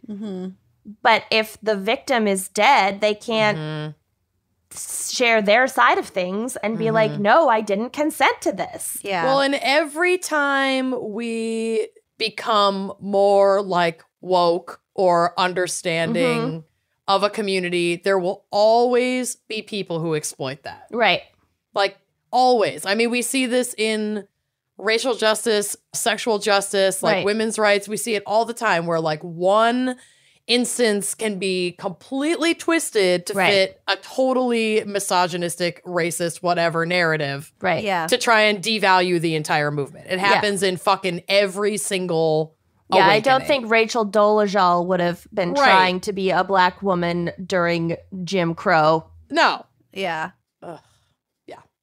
Okay, so she, the writer, Rebecca Reed, goes on to write that, quote, "The vast majority of the women who have died in an alleged sex game over the last decade have had no proven interest in BDSM, no account on FetLife, no browser history of asphyxiation porn, no text messages indicating a plan to explore, no proof that they would have been actively interested in trying this kind of risky sex. So the fact that Melaine did is almost incidental in this context of the cultural conversation. So, like, Grace sounds like was curious. Sure. Doesn't necessarily mean she was with this guy. Certainly doesn't mean that he's not guilty of murdering her. Yeah. Because it's just the fact that she's dead proves that it was not a consensually safe thing. Yeah. We'll get to it, but yes. So the prosecution countered this defense by portraying Kempson as callous and depraved, showing no remorse after killing Grace and literally going out on a date. Yeah, like literally immediately going to up like Pornhub. to the next victim, basically. Yeah. That's what I think that next date was to yeah. like test the waters and see what else. Well, he made up that story about Exactly. basically himself, his anxieties about what he did the night before. Yeah, it's very sus. They emphasized the fact that he had not called for help when he realized Grace was dead, but had instead calmly orchestrated a plan to dispose of the body and cover his tracks, not to mention like fucking photograph it for his own sexual pleasure. Yes, that's damning. All of it's damning, but that's particularly damning. The prosecutor's case relied heavily on the security camera footage depicting Kempson's actions after Grace's death, so all the coming and going and buying of things. They also called 3 female witnesses whom Kempson had also met through Tinder to testify that he had shown an interest in masochistic and bondage sex, including choking, that the women had not previously expressed any interest in. So he wasn't searching for people who were consensually into this. Yeah. Finally, the prosecution called a pathologist as an expert witness who, unlike the pathologist called by the defense, testified that a post-mortem examination of Melaine's body had found bruising consistent with someone who had been restrained and asphyxiated, and this part is bad, and that it would have taken 5 to 10 minutes for Melaine to have died from this type of strangulation. So it's not just like a split-second thing that goes wrong and oh shit, I didn't mean to, and then cover your tracks. It takes a long time 10 minutes. It takes a long time to choke someone. Yeah. It's not an accidental fucking thing. No. The head prosecutor said that Kempson's killing of Melaine had been, quote, personalized, depraved, and callous, and that, quote, the crime had a profound impact on young women's sense of safety in New Zealand, with many reassessing their relationships with men or dating life and how safe they should feel. So yeah, it just has like this ripple effect in society where it's like women just How have safe to... are we? Yeah. Not. Yeah. The answer is not. Yeah, and also like what the lady did on the Tinder date the following day of like pretending that her car was parked in a different way, going out of her way to avoid him. Like we've all had to do that. Oh, I do not miss dating at all. Yeah. Please don't make me go back there. So after just 5 hours of jury deliberation, Kempson was found guilty of the murder of Grace Melaine and was sentenced to life in prison with the requirement that he serve a mandatory minimum of 17 years before being considered for parole. Good. Bye-bye. That's countless women who have been saved from that man. Well, we will get to his other victims. Oh, God. In the months following his arrest for murder, other victims had also come forward after seeing pictures of him in the media, including past Tinder dates and a long-term girlfriend of Kempson's whom he had also terrorized. Oh, can you imagine? I mean, both scenarios are fucking awful, but can you imagine, like, you go on one date with a guy and you're like, oh, that seemed off. Yeah. And then Finding months out later, you open your newspaper. Yeah. Yeah. Yeah. You have some contenders.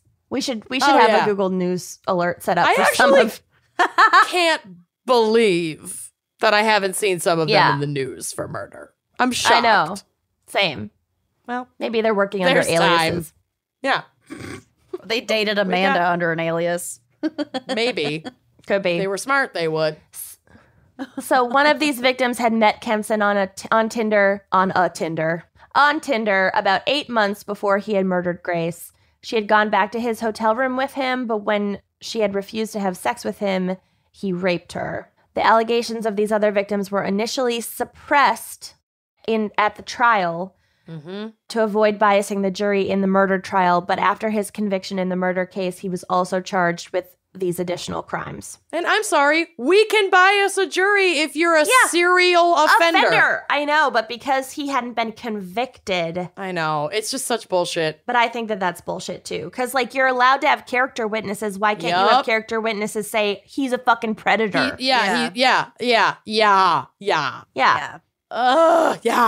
So in October of 2020, he was also found guilty of 9 other offenses, including rape and threatening a woman with a knife, all of which he had committed before murdering Grace. Good. He received an additional 11 years in jail for a total of 9 offenses, which he will serve concurrently with his sentence for Grace's murder, which I wish it was not serving concurrently. I wish it was consecutively, because 17 years is way too short. Hopefully he's denied parole. Yeah, it's not like you're... and he'll do it again. Yeah, he won't be that old if he gets out in 17 years. He'll be in his late 30s. Well, and men can sire children into their 70s. So we know that there's not a short timeline on when you're capable of these atrocities. The concurrent thing doesn't even make sense to me, because it's not like prison feels worse if you're serving 2 different sentences at once. What the fuck is the point of that in the first place? Yeah, I don't get it either, actually. I feel like... Unless it's going to affect his possibility for parole, I'm sure it will, but just to have that conviction might be more likely for them to deny him parole down the road, but it's fucking lame. I don't like that. I don't like it either. There might be something about... Well, and this is New Zealand, so I certainly don't know their laws. But in the U.S., it might be something to do with, having justice. Justice has to be, served quickly kind of thing. You know what I'm saying? They can't, convict you of something and then wait to make you serve your time for a really long time. But they can. For that particular crime. They can apply that sentence not concurrently, consecutively. Yeah. I don't know. A lawyer's probably screaming into the void right now. Email us. I don't get it. I'm genuinely curious. So yeah, if someone knows the answer. So Grace's murder and the arrest of a New Zealand citizen was a massive news story in the country, which has a low homicide rate, and resulted in the Prime Minister Jacinda Ardern, who is such a fucking badass, I love her so much, queen. Okay. Offering a public statement in which she said, quote, "On behalf of New Zealand, I want to apologize to Grace's family. Your daughter should have been safe here, and she wasn't, and I'm sorry for that." Oh. Numerous candlelight vigils were held in response to Grace's death, calling for an end to violence against women. Grace's family have called her their ray of sunshine, and they've since started a charity in her name called Love Grace, which collects and donates handbags full of essentials and luxuries to women in need, which I just think is so sweet. And I don't know, this one just really gets me. I was fucking running around New Zealand and couch surfing around the world at that age. Yeah. And I didn't have any negative experiences, shockingly. I mean, it doesn't really matter where you are, is the thing.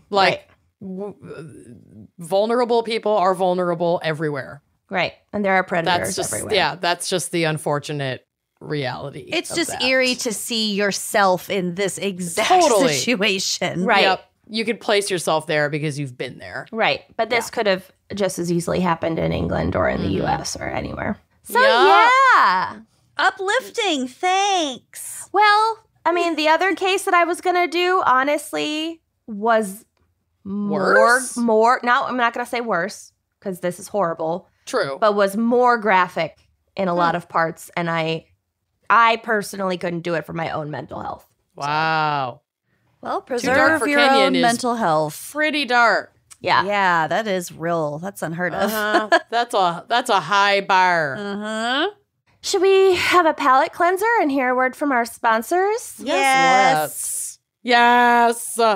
So I love warm weather. I like my comfy tees. I like a pair of shorts. I like sandals. I like a giant ice cream cone that's rolled in sprinkles. Some of the greatest pleasures in life are just the simplest. And that is why Everlane makes premium quality essentials that complement every wardrobe at a more transparent and affordable price. Absolutely. Everlane has made quality clothing with ethical factories and radically transparent pricing since 2010. They were ahead of the game. Mm-hmm. They do extensive research and vetting to use ethical factories that provide fair wages and reasonable hours to the skilled people who craft their clothing. They value their employees. Love that. Everlane offers timeless designs with the finest sustainable materials so you can wear them for years to come. They're like pieces. Mm-hmm. And most retailers hide their markups, but Everlane believes their customers have the right to know how much their clothes cost to make. In fact, they share exactly how much their products cost to produce at each stage. So in addition to the ethics behind the company, they just have really cute clothes. Mm-hmm. Everlane has all the everyday essentials that you need, from damn good denim to super soft loungewear, from workout, takeout, swimwear, trackwear, for styles for lounging at home or hitting up your favorite late night spot. Seriously, they have something for every situation, and also just so many cute options. And get a head start on your summer look with Everlane's sustainable swimwear collection made from 13,768 pounds of recycled plastic. That's amazing. So go to everlane.com/gals and sign up for 10% off your first order plus free shipping. You get easy returns within 30 days of your ship date. That's 10% off your first order when you go to everlane.com/gals and sign up and treat your fashion. Treat it. Okay, so you think you're eating clean, which is, great. But are you cleaning clean? You might not know it, but we may be literally eating a credit card's worth of plastic every week. Oh, you are. That's real. That is so gross. Yeah, it's terrifying, but it's true. And that is thanks to the tons and tons and tons of single-use plastic that we throw out, that we wrap our food in, that we eat with, that we just have in our homes. Mm-hmm. And the wonderful folks at Blue Land are trying to fix that. I am so on board with Blue Land. Let me tell you a little bit about them. They're just amazing. Blue Land was founded on the belief that a cleaner planet starts at home. It's a simple idea. You buy the bottle once and refill it forever with no more plastic waste. So you fill Blue Land's beautiful Instagrammable bottles with warm water. You pop in one of the hand soap or spray cleaner tablets, and within minutes, you have powerful and effective cleaning products in the most incredible scents like rose, bergamot, and lily mint. Yum. Hi. I also love that, the bottles are not only labeled, but they're color-coded. So, I know that the blue bottle is for my glass cleaning. I know that the pink bottle is for, my bathroom. There's a yellow bottle for multi-surface. I also have the laundry and dishwasher tablets, and they come with this cute little tin that's a refillable container, and then you just reorder the tablets. It saves you so much money along with waste, and it's gorgeous. The products are so cute, and the refills start at $2. So over the course of time, just refilling these, you're gonna save so much on cleaning products. It'll blow your mind. So cut the plastic. also saves on shelf space, especially in the laundry room. You don't have big jugs everywhere. The bulky jugs, yes. So cut the plastic waste without sacrificing clean. Get Blue Land. You will love it, and the planet will thank you. Right now, you can get 15% off your first order when you go to blueland.com/gals, GALS. That's 15% off your first order of any products Blue Land orders at blueland.com/gals. One more time, that's blueland.com/gals. Treat you clean. Treat it. If you dread looking at your credit card statements, then I am you and you are me. And we are one. Yes, debt can feel horrible and terrifying, but Upstart can help get you on your path to financial freedom. It sure can. Upstart is the fast and easy way to pay off your debt with a personal loan, all online. The future is now. Whether it's paying off credit cards, consolidating high-interest debt, or funding personal expenses, over 500,000 people have used Upstart to get one fixed monthly payment. Upstart knows you're more than just your credit score and is expanding access to affordable credit. Credit is crucial these days. If you're looking to buy a home, whatever you're trying to do, you gotta have good credit. Unlike other lenders, Upstart considers your income and current employment to find you a smarter rate for your loan. With a 5-minute online rate check, you can see your rate upfront for loans between $1,000 to $50,000. You can receive funds as fast as 1 business day after accepting your loan. Lightning quick. You can That's really amazing. just get started. Yes. Upstart, baby. I love it. So find out how Upstart can lower your monthly payments today when you go to upstart.com/gals, G-A-L-S. That's upstart.com/gals. And don't forget to use our URL to let them know that we sent you. Loan amounts will be determined based on your credit, income, and certain other information provided in your loan application. So go to upstart.com/gals and treat your financial wellness. I'll treat it. Okay, well, let's get to more of this. No. So I was at the doctor this week, and the nurse that I was like working with was into true crime. So obviously we started chatting, and I was telling her about this episode coming up that I was looking for a case for it. And she was like, "Oh my God, I just watched one of Bailey Sarian's videos about this woman." I love Bailey And she sent me the Sarian. link. I mean, I know I do too. And she sent me the link for that video. And I was like, okay, well, obviously I have to cover this case now. So that's how I discovered this. And shout out to that sweet, sweet nurse for the recommendation and obvious repetitive housekeeping. Gonna talk about what may begin as exploration of kink and fetish, but clearly moves beyond that. And the outcome here is by no means indicative of kink culture. So not generalizing.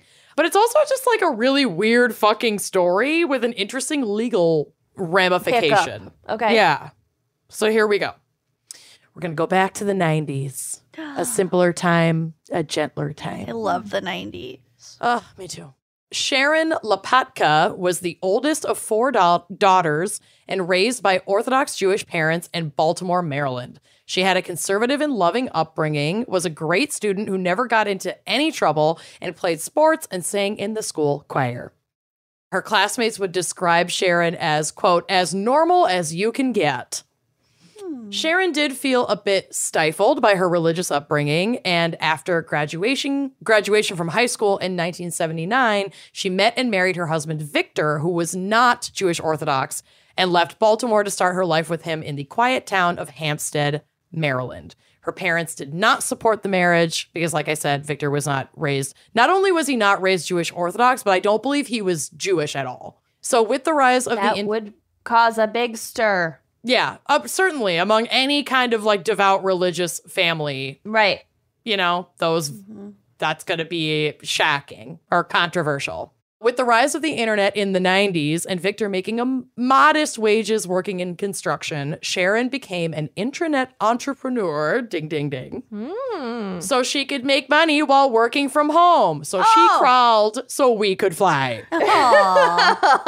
Thank God. I cannot leave my home. No. She was basically podcasting with the AOL disc. Wow. I mean, she wasn't podcasting, but like she was doing a lot of internet work. Dang. Cool.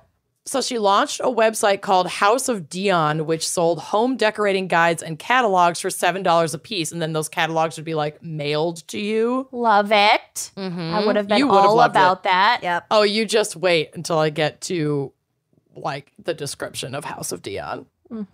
These guides promised to provide, quote, home decorating secrets seen in the posh homes from the New England states to the Hollywood homes can now be yours. Never published before. Okay. Wow. Quick and easy ways to decorate your home. Love it. So she had a knack for online retail and advertising, soon being paid to rewrite ad copy for a bunch of different sites and launching sites of her own that sold psychic readings as well as phone sex hotlines. Well, these are my 3 yums. Yep. Yeah. So, she was basically the Phone most sex, 90s psychics tarot, and interior decorating. and interior decorating. She was basically the most 90s online entrepreneurial endeavor of all time. I love her. Entrepreneurial. Entrepreneurial. Her online work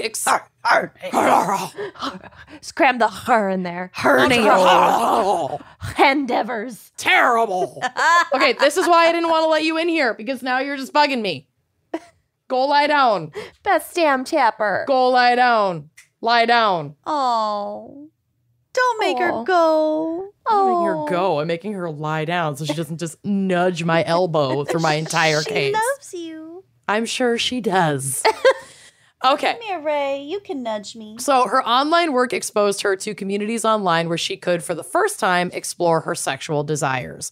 She parlayed this interest into another business endeavor, marketing pornographic content under an alias, so as not to be discovered by her husband, that depicted her, like, a little bit kinkier desires, specifically women who are unconscious during sex acts, either by drugging, hypnosis, or chloroform. Oh. That she was into and she didn't want her husband to know she was into this. Correct. Wow.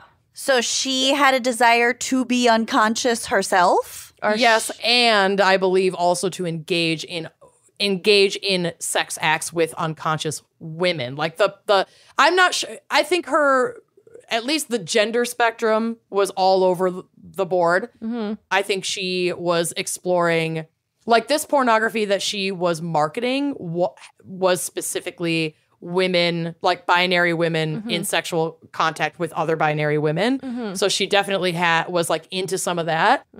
But she certainly liked the idea of like the unconscious portion of it. Okay.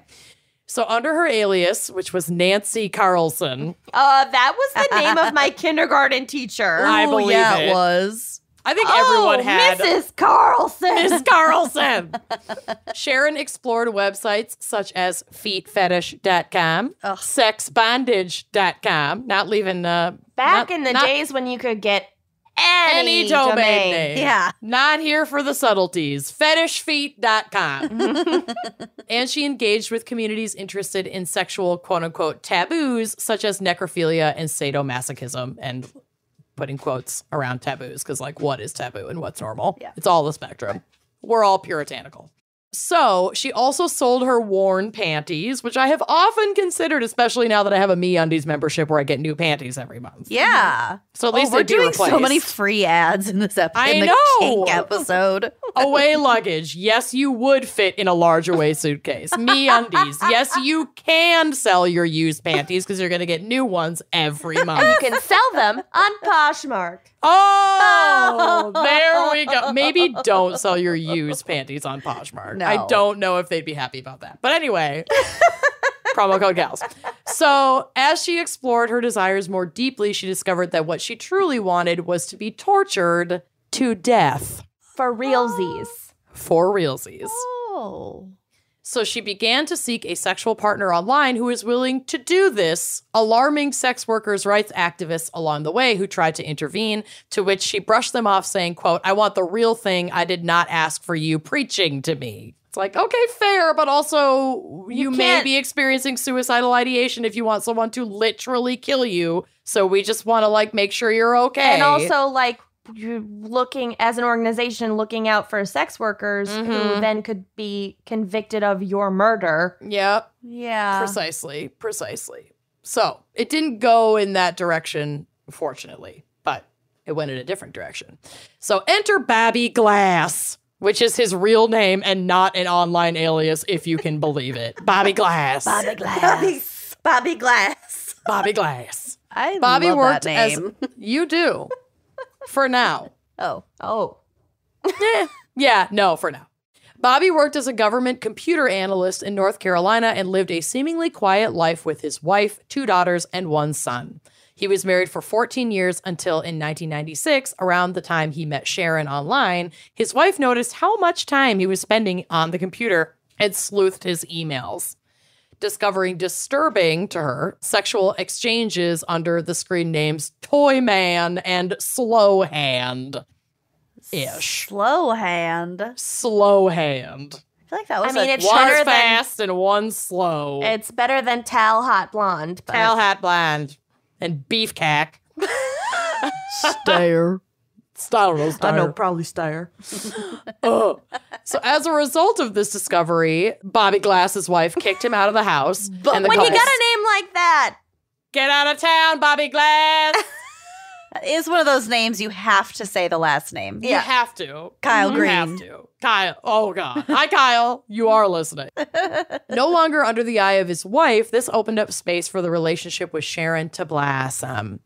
He had met Sharon in a chat room where she was seeking a man willing to, as we discussed earlier, force feed her until she reached her goal weight of 500 pounds.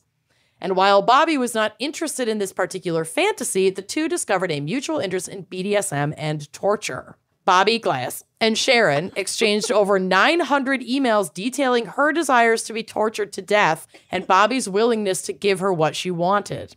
And, at some point, that communication becomes evidence and not just fantasy. Right. You gotta be careful about that. Yeah, you do. Well, So, yeah. That is not to say avoid communication. no. It's avoid murder. Well, and what is the internet for if not to go into a chat room and innocuously play out your sexual fantasies with people who are over the age of consent? Amanda and I did it. Oh, I'll be the rhino and you be the zookeeper. Sweep up my enormous dung. I'm tossing my phallic horn. I'm braying. Praying. We had a lot of fun. After 6 weeks of graphic and detailed communication, Bobby Glass and Sharon decided it was time to meet up. On October 13th, 1996, Sharon left her home and made her way to the train station in Baltimore, telling her husband that she was going to Georgia to visit with friends. Oh, God. She hopped on a train to Charlotte, North Carolina, and arrived there around 9 p.m. Bobby picked her up and they drove 80 miles north to the trailer home that he was living in. And I am not against a trailer home, but if you look at the photos on the drive, this place, Bobby Glass was not doing well without his wife, is what I would assume. Shocker. Not great. Are there photos on the drive? Yeah, there's a picture on the drive. There's a trailer home and then there's a shack. Yeah. It doesn't look great. I like a good trailer home. They're very Me cozy. too. But this isn't a good trailer home. No. She's a mess. Concerned for that dog. Correct. Well, I'm assuming that dog went into somebody else's care, and we'll get to it. Meanwhile, back home in Maryland, Victor found a note that Sharon had left for him at their house. In the note, she explained that she was not, in fact, visiting friends in Georgia and that she would never be coming back to Maryland because she was finally having her fantasies satisfied. In the note, which I tried to find a transcript of, but only one quoted line from it has been made public, so it seems. So she wrote, quote, "If my body is never retrieved, don't worry, know that I am at peace." She urged Victor not to... Yeah. I mean, it was essentially a suicide note. She urged Victor not to look for her or for the man who killed her. Victor, horrified, immediately calls the police. Yeah, because he had no forewarning. No. Of I don't think her he knew interests.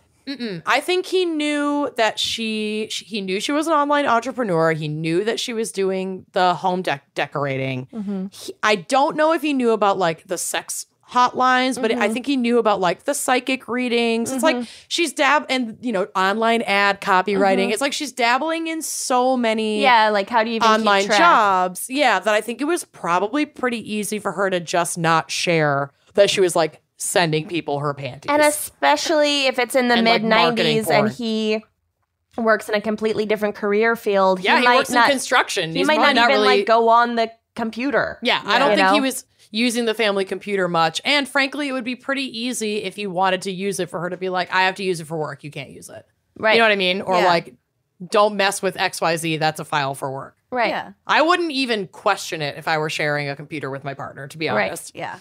Just give your porn folders boring names and I'm never going to open them. Right. So she urged Victor not to look for her or for the man who killed her. He calls the police. He gives them access to their home computer, and investigators find the 900 emails that were exchanged with Bobby Glass over the course of the last 6 weeks. Police made 6 weeks. The glass 6 weeks. Glass from the past. Police made their way to Bobby's trailer and staked it out in the hopes of seeing Sharon there alive. Because they had they had some stuff to go on to figure out where to look for her. But this is also still consenting adults engaging in sexual play over the internet. So that they didn't no one's really committed a crime. Not at this point. So it's like, we don't have a warrant to just kind of bust in. Right. So we're just going to keep an eye on his place for a couple days and see if we see her. And they never saw her. So then I think they like took more of this information to a judge and like welfare check, yada, yada. I don't know how they did it, but they got a warrant to check out Bobby Glass's property. So after, like I said, after a couple days, no sign of her, they acquire a warrant to search. On October 25th, police searched Bobby's home, Bobby Glass, and found items belonging to Sharon that she had presumably packed for her trip, including, as well as, I guess not including, because she probably brought some of it down, but I imagine he also had a lot of this, bondage equipment, a gun, drugs, and child sexual abuse material that belonged to Bobby Glass. Well, there we go. There's a crime that's been committed. Precisely. So this is a quote from the search warrant, like what was listed as found. Quote, all items indicative of physical torture, including leather straps, wire, rope, wooden frames, knives, skewers, pins, and soldering irons. I do love soldering, but not in a sexual way. I know. It's Bill has very to solder satisfying. my paper towel holder. It's so great. I just remember it in shop class in middle school. It was great. The smell of that smell. melting metal. Oh, take me back. Take me home, country road. So Sharon was found 75 feet from the trailer in a shallow grave. Like, they dug, there was like a mound of dirt. So it was super obvious. And this was in the Bailey Sarian video where she's talking about how they were digging for like 2 seconds and then they like hit a kneecap. Oh, God. The grave was like 2.5 feet deep. Like, dude didn't even fucking try. Well, if he might have felt like he didn't need to.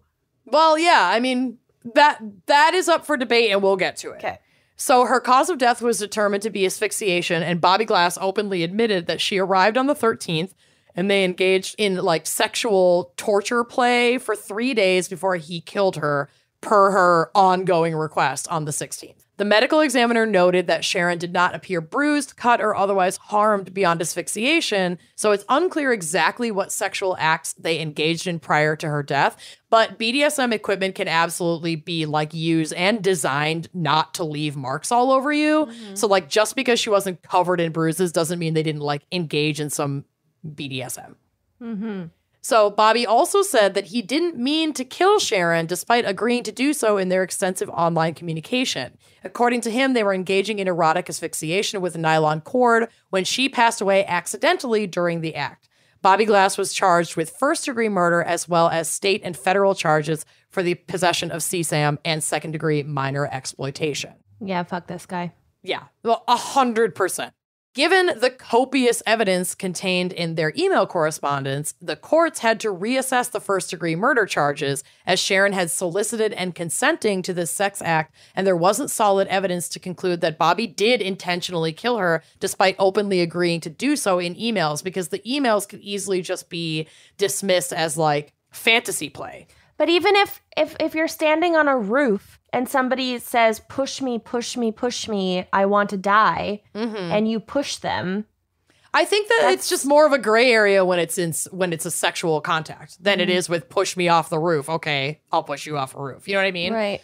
I get it. Like, people fantasize about all kinds of shit, and it's easier to play up the fantasy online and get like really wrapped up in it. But then when you get together in person, you know, you might not actually want to murder someone, even if you just talked about it for 6 weeks online. But like, if only because then you can't do it again. Right.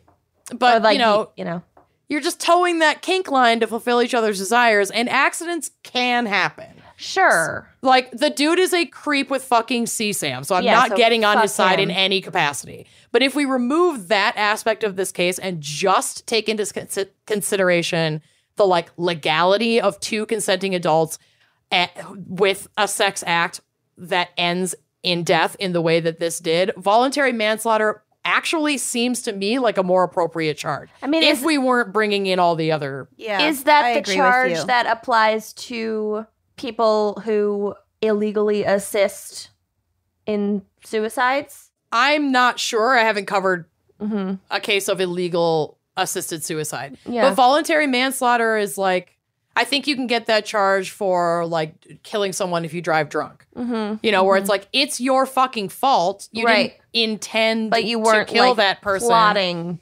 Correct. But you are responsible for their death. Right. So like, that does seem like a fitting Right. charge as opposed to first degree murder where that has to do like the gray area here is the premeditation. Like is the premeditation legitimately I am preparing to murder you because you asked me to, right? Or is it more of a gray area because it's like sexual fetish, it's kink exploration online, right? And I think when sex comes into it, that's where the area can get so much more gray. The part that I can't really wrap my head around, at least it ain't a court of law. The part that I can't really wrap my head around is even considering one's own death, literal death, as like a kink or a fetish. Like that's the part that I'm kind of stuck on, because if that is a thing and it's not simply suicidal ideations, then I don't know. Yeah, I mean, I think that was her thing for a while, and she wasn't quite sure how to identify it because she was going down the path of like the unconscious, which is like what tier 2 or whatever of necrophilia. Like I think she had those kinks and fetishes and like maybe didn't even know how to identify them, which again, like we kind of talked about this. I don't remember what case it was I covered, but another case that had to do with child abuse, sexual abuse.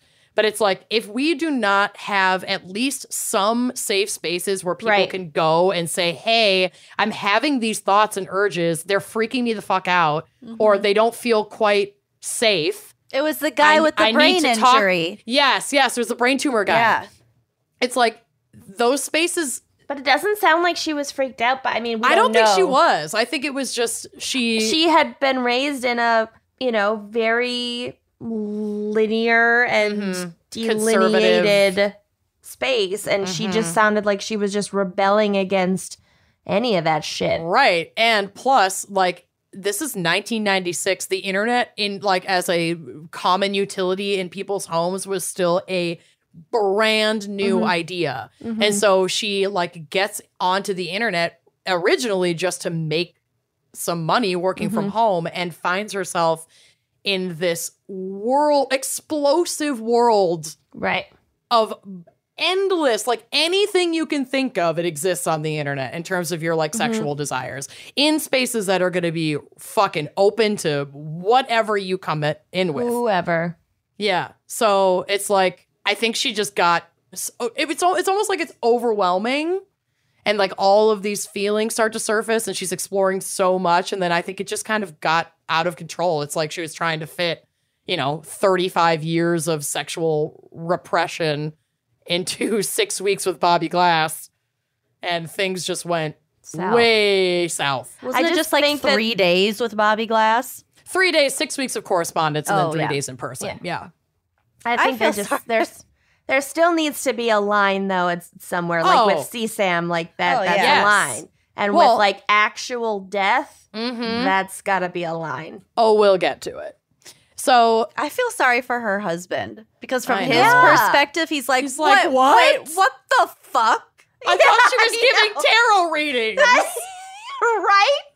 That would be a lot. Imagine traditional home magazine 2.0. That would be a lot. This is why it's just best to not have any secrets, because you don't want all this coming out at your funeral. No. Just have a podcast. I know. I have no secrets. None. No.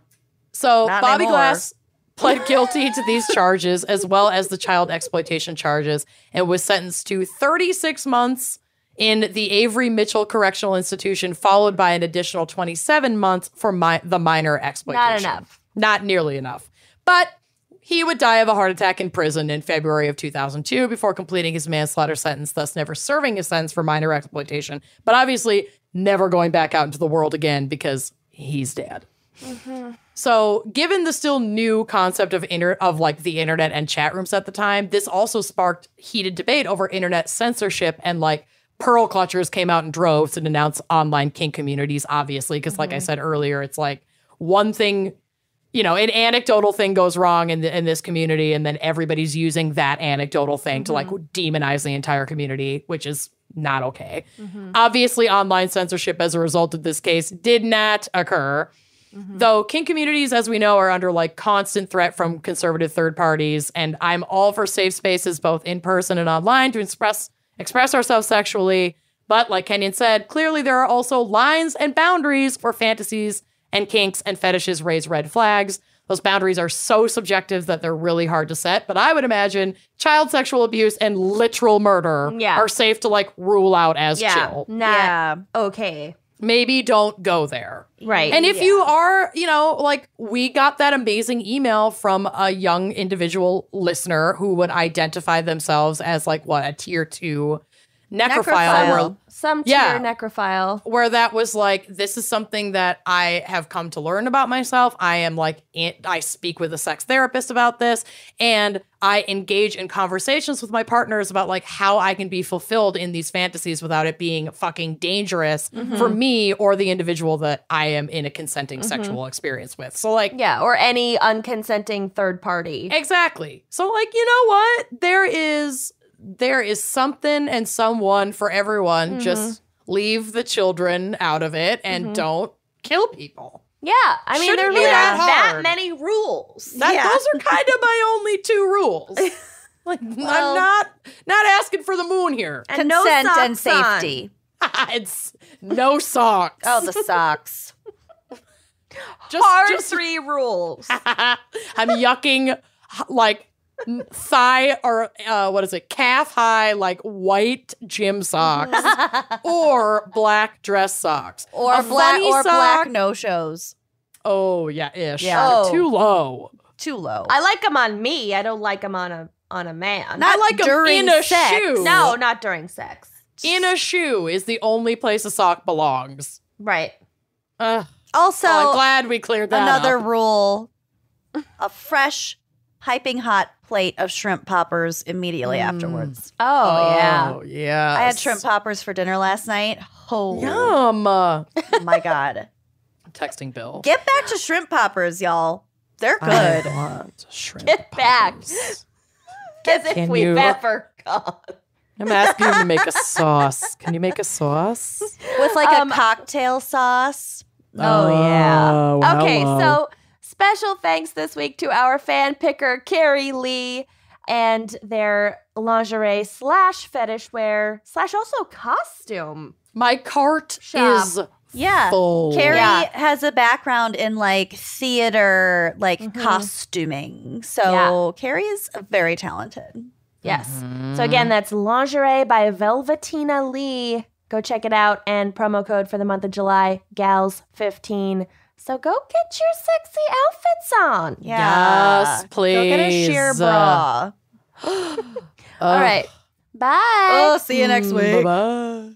Thanks for listening to Wine and Crime. Our cover art is by Kala Yip, music by Phil Young and Corey Wendell, editing by Jonathan Camp. Check out our website and blog at wineandcrimepodcast.com. You can also follow us on Facebook, Twitter, and Instagram at Wine and Crime Pod. If you have questions, answers, or recommendations to share, email us at wineandcrimepodcast@gmail.com. Episodes are available on Apple Podcasts, Stitcher, Google Play, basically wherever you get your favorite podcasts.